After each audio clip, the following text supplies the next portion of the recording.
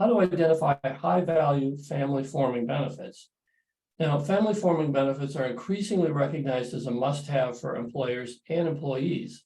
But how can benefits managers, chief financial officers, and company leaders, and all the people who get involved in these decisions know which benefits to implement?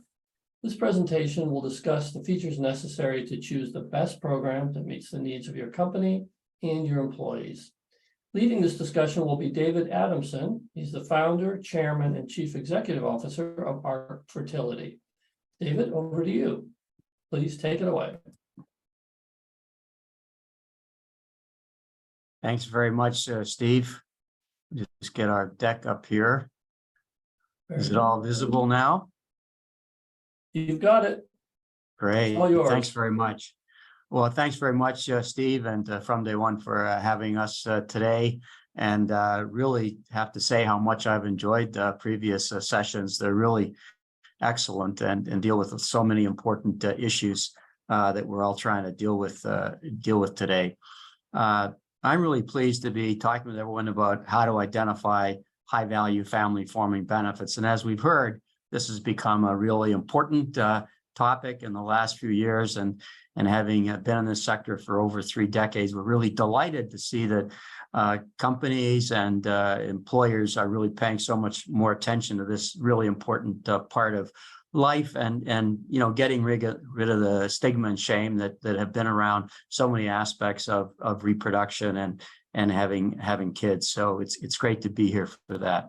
So, the first question you can often ask about this, because it has been asked, is, why do family-forming benefits even matter? I think we've heard a lot of good reasons so far, but sometimes missed is that infertility is really a very, very big problem for a lot of people. And there's excellent evidence that it directly affects productivity, engagement, and satisfaction at work, in particular around the emotional aspects. And indeed, recent data show that 1 out of 7 couples will have infertility at some point in their life.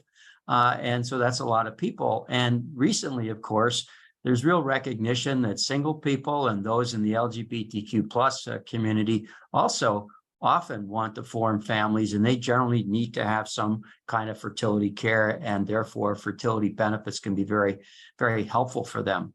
So family-forming benefits are important because a lot of people are affected by this very significant and challenging problem, and that these benefits can improve the emotional health of the employees and increase their engagement. What's often not recognized, but was touched on briefly in the prior session, was that these kinds of benefits also really help the company overall, because it's recognized that they're trying to address diversity, equity, inclusion, and belonging by having benefits that really talk about people's personal lives and everyone's personal lives, including singles and LGBTQ plus. And it's also well known now and recently recognized really in the last 5 or 10 years that social determinants of health play such a huge role in creating inequities in our society and in the workplace. And family-forming benefits can help address these. For example, Black women access fertility care at only about half the rate of white women, Hispanic women also less. And this is because of social determinants of health, and having good benefits that help everyone really help address this. And of course, this really enhances the company culture and all the issues that we've just been hearing about in the prior panel. And when this happens, you not only create a powerful staff retention and recruiting tool, but of course, you really improve company productivity. So we don't have to look too far now in the past few years to understand reasons employers are offering these family-forming benefits. Studies show that 70% of millennials would change jobs for the benefits. 61% of employees who have the benefits say they're more loyal to their employer. 58% of benefits leaders think it's going to be discriminatory not to have fertility benefits by 2025. And really importantly, because there's been a lot of myths around cost, 97% of employers say that adding infertility coverage did not significantly increase the cost of their overall health plan. And there are other reasons as well. Many employers want increased access to care.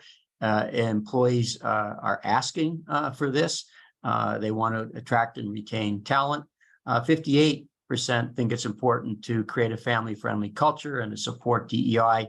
Many want to mitigate the risk of high-risk multiple pregnancies, which can be done with fertility benefits. And of course, it's good for public relations for the company. So if we look at the topic today and the innovation in family health and what can companies really do to take a high value personalized approach, there really are some underlying principles. We know that value equals quality divided by cost. And so we're going to get more value when we increase the quality and we decrease the cost. And this is really critical for employers today. It's also, of course, important to recognize that all employers have different situations, different size companies, different geographical locations, different cultures, different goals. And so it's really important to be flexible when one is creating a family building benefit. So looking at quality, first of all, and we'll delve into these in a bit more detail. The end of the game is you still have to have really good medical outcomes to have quality. People need to be educated, but as we've heard, many people don't know that much. And at the end of the day, a lot of their information is going to come from the healthcare system, and the outcomes are going to be dictated by the actual care that they get. Employee experience is critical, and we'll talk a bit more about that and how the employee experience needs have really changed with newer populations, newer technology. But the employer experience is important too. It's so complex now dealing with health benefits that we need to have a very solid experience for the employer when they try to bring in a family-forming benefit. Cost is critical, of course. You just can't get around cost. The total cost matters. It's not enough to say, well, I'm paying less, maybe somebody else is paying more. We need to look at the total cost and make sure that's really affordable and reasonable for what's being returned. This cost obviously comes down for the employer to what's the employee cost. Are they going to access it? If there's very high deductibles, then employees might have a benefit, but they won't be able to afford to use it. Now, this is especially true for marginalized communities. And of course, the employer cost matters because there is a budget. They do have to keep the company growing and stable. So the cost to the employer is critical. And how can they manage this cost with family-forming benefits? Flexibility, again, is so important. It's important to be flexible to be able to include everyone in the company. As we've discussed, singles and LGBTQ plus have generally been excluded from fertility benefits, especially if they're in general medical plans, because there are criteria and the ACA require and have restrictions that mean that not everyone can take part in those plans. And it's important to be comprehensive. Really, family building should start with education when people hit their early 20s and they're thinking about families and planning when they want to have kids, if they want to have kids, what they're going to do to stay healthy, to avoid, problems such as obesity or sexually transmitted infections that can cause infertility. So there's a lot of information can help people prevent infertility and prevent the need for medical care in the first place. You want to have optional services. Not every employee, as we've heard, and not every employer wants or needs to provide the same thing. So you want to have services that can be put in to the family building program as needed, if desired by the employer. And you want to have many different implementation options as how you bring this in with respect to the general medical plan and whether it's self-funded or not, and how you bring the program in. So this flexibility is really important. So let's move on and look at some of these quality, cost, flexibility, a bit more detail. With quality, first of all, you have to have access. If you don't get access, there's no quality care whatsoever. So increasing access is number one. So you need a benefit that can do that. But once you get to the benefit, it's critical that what the employee receives is high quality. I've been very fortunate to have a career of over 3 decades practicing as a reproductive endocrinologist. I started and built and then merged with Palo Alto Medical Foundation, my IVF clinic and reproductive surgery clinic. Along the way, I've been very fortunate to be a clinical professor at Stanford and UCSF and have over 300 publications in the medical literature. Many of these are around standards of care, how to measure outcomes, how to provide cost-effective care, how to increase access, and how to create gender equity. And this has been something that I've really enjoyed and been important over the years. And also also been very involved with publishing IVF results and using big data and looking at big data outcomes and how we can improve things. Along the way, I've been very fortunate to be president of the American Society of Reproductive Medicine and the Society for Assisted Reproductive Technology, which are respectively the world's largest reproductive medicine and IVF societies, and had the opportunity to meet many wonderful professionals, physicians and others who have really helped to build the kind of value that we know we need to bring to employees when they become patients. And most importantly, as we've heard today, Resolve is the national infertility organization for consumers, for patient advocacy, education, and support. And I've been very privileged to sit on their executive committee for 11 years and really understand how employees and patients, consumers experience this very, very challenging life journey. And so with these experiences and many relationships with wonderful people, we've been able to put together a vetted network of physicians all across the country, over 250 locations all across the US and some in Canada now. And also not just doctors, but also vetted partners for lab tests, vetted partners for genetics testing, for pharmacy, vetted partners for emotional health care and for gestational carrier or surrogacy, and also vetted partners for adoption. And when you put together the expertise of many professionals and you build them into an integrated and coherent whole, you really get higher quality. And this higher quality is based on evidence-based care, which all the physicians must commit to in writing, and also ethical care, which is very non-trivial issue these days.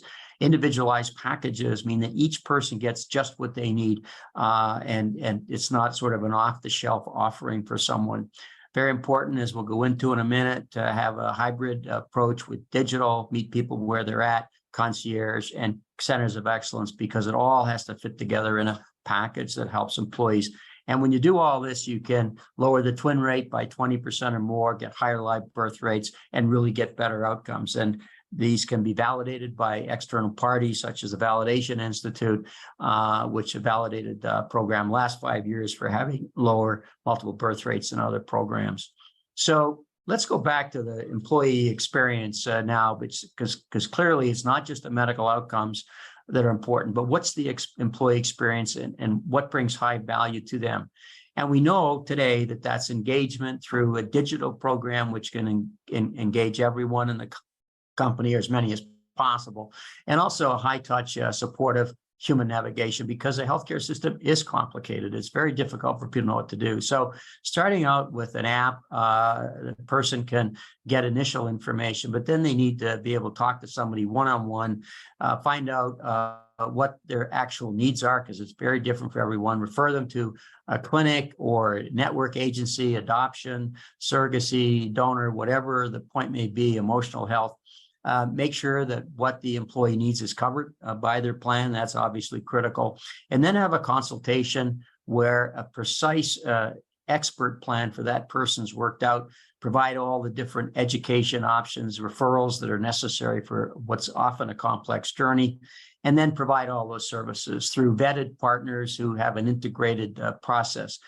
Throughout, continued support from a navigator is really important, because healthcare can be complicated even when you're in the middle of healthcare, of course, and you need that support. And throughout, of course, as we've heard over and over, the emotional support, because there's a huge pandemic, as has been mentioned, of emotional health issues, and people with infertility suffer increased anxiety and depression because of the infertility and the problem with the journey.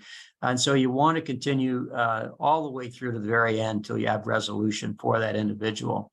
So in order to bring this high value, you need one-on-one navigation and support. But as we know, you have to meet people where they are these days. And that means a very comprehensive digital platform. General frequently asked questions are important to encourage all people to be involved in their healthcare and to understand what is the role of diet and exercise and smoking and safe sex, and what should I be thinking about with respect to my age, and if I'm single, and what should I be thinking about if I'm planning a family later, what kind of action should I be taking now? And so general questions can help people really understand the reproductive life better and make better choices. It has to be inclusive, not just for heterosexual couples, but also singles, LGBTQ+. And you have to really deal with the emotional aspects of care, which are so critical. Comprehensive questions, which people ask and then get personalized content answers is very important. There's so much myth and misinformation, especially around reproduction, that evidence-based information that's been vetted and known to be accurate is really important. Prognostic tools that give more interaction to find out what's the cost, how long is it going to take, what should I do, et cetera, can be very helpful. And throughout, again, emotional support, starting with information, but also validated questionnaires for infertility that help people understand where they're at, what they can and should be doing to help manage the emotional aspects, such as meditation or exercise or things that they can be doing, and also, of course, providing resources with professional mental health individuals based on what the need is for that person. And throughout, of course, you have to manage the benefits. So we've looked at, what's quality mean, which is terrific medical outcomes. What does it mean? It means a superior employee experience. But what's it mean for employers?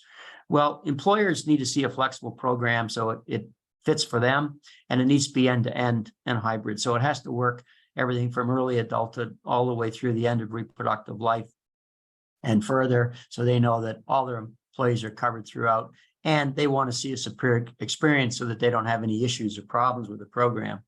But of course, it's got to be affordable. Things cost money. There's budgets to be met, and there are ways to make family-forming benefits affordable.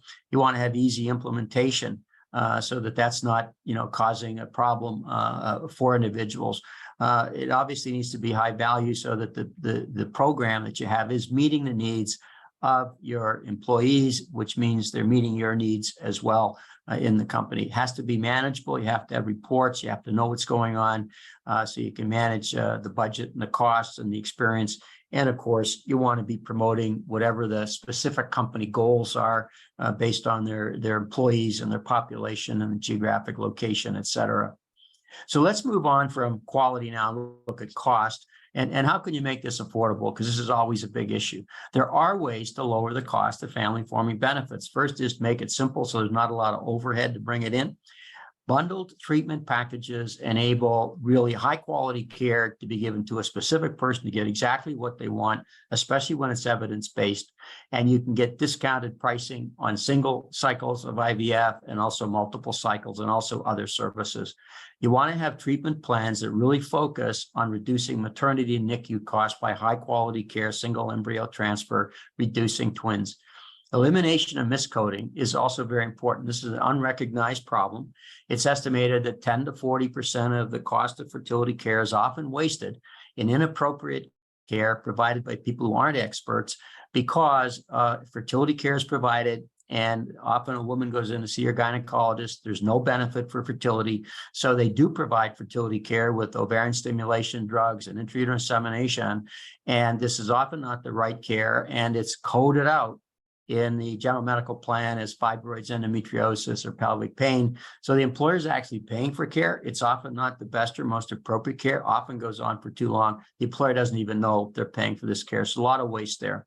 It's also important to have an innovative payment model so you can fix the cost of what the family-forming benefit is going to be to what the budget of the employer is. And we'll discuss that a bit more in a minute. And you want to have transparency so that the employer knows exactly what they're paying for. So here's a graph that really shows why family-forming benefits are affordable for essentially every company. So if we look at the first panel on the left, we look at a company that has no fertility benefits whatsoever and for 1,000 covered lives. So if there's no benefit at all, miscoding, what we just talked about in the blue bar, will cost somewhere in the range of about $32,000 over 1,000 covered lives. These data come from industry data, literature, and experience. The excess twins births, extra births because the employees are taking chances to get pregnant because they're spending their own money and getting more twins, will add an additional $42,000 or so. And there's a cost of about $74,000, a net cost of not having a family forming benefit. And this is invisible because it's just hidden in the general medical plan. Now, if you put in a program at a $5,000 subsidy, which is possible, you can see that the cost of subsidy is going to come out at significantly less than that. And in fact, a company can put in a benefit, serve their employees really well, and actually save about $25,000 in real dollar amount on a $5,000 subsidy. Now, a $10,000 subsidy costs very little, as you can see, looking at the benefit cost in gray and the net cost in yellow. And a $20,000 to $25,000 subsidy, which is the usual subsidy amount, because that would cover all the care up to an IVF cycle, one IVF cycle, is very, very affordable and ends up with a net cost of well under $100 for an employee for an entire year. So let's move on to the final part, which is flexibility. And employers need flexibility because they want to support every path to parenthood because their employees are very diverse. So they need options that are inclusive, comprehensive, and equitable so that a gay couple adopting is going to get the same kind of benefit as a heterosexual couple with medical treatment.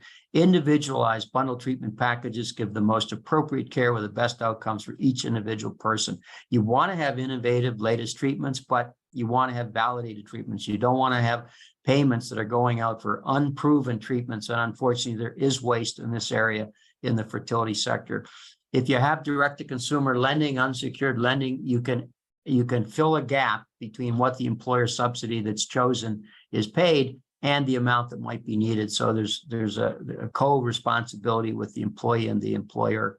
And of course, you want to have very flexible implementation. We can see the employee journey on the right side here is potentially very complex.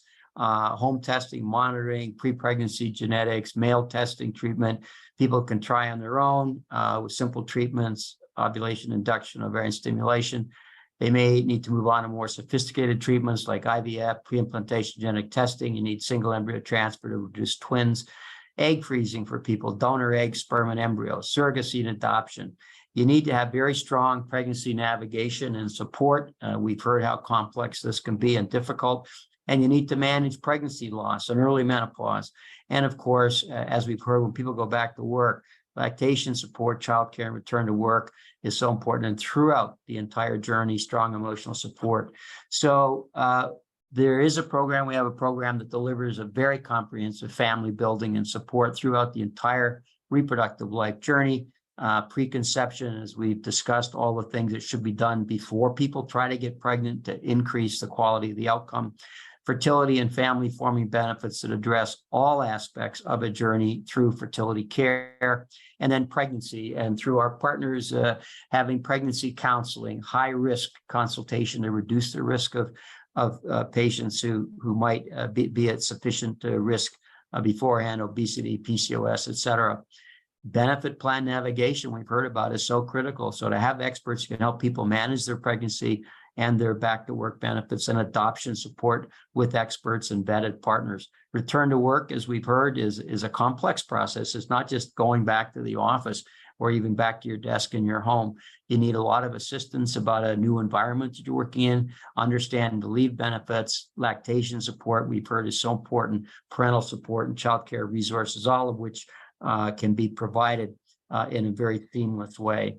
And so in summary, how employers can identify high value family forming benefits is to look at quality, cost, and flexibility. Quality with experienced vendors who really know how to provide top quality care with top quality doctors, evidence-based outcomes that are validated to be better, lower twin rates that cut the general medical cost, superior coordinated digital, one-on-one navigation care integrated into medical care. Cost, get rid of miscoding, discounted pricing for lower cost, individualized packages that avoid waste through evidence, minimal access fee so everyone in the company can access all the information on the one-on-one navigation at very, very minimal access fee, and then a lower overall cost for the employer. Flexibility, inclusive for everyone, comprehensive end-to-end entire reproductive life, plan design consultation to make it just exactly what each employer needs, coordinating it with the health plan,